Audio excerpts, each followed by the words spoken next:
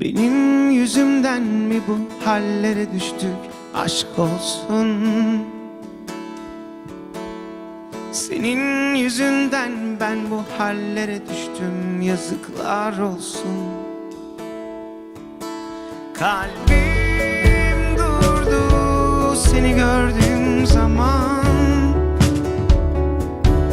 Aklım gitti başımdan aman aman. Kalbim durdu seni gördüğüm zaman. Aklım gitti başımdan aman aman. Bu yüzden olabilir, sevebilirse bu yüzden gelebilir, olabilirse bu yüzden benimle kalabilir, olabilirse bu yüzden olabilir, aşk olabilirse bu yüzden.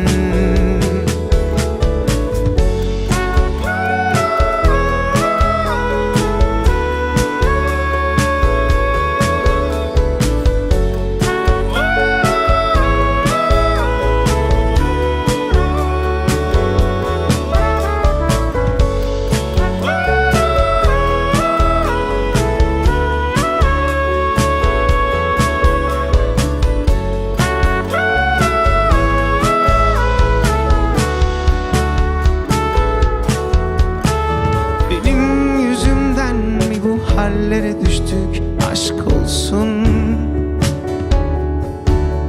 Senin yüzünden ben bu hallere düştüm. Yazıklar olsun.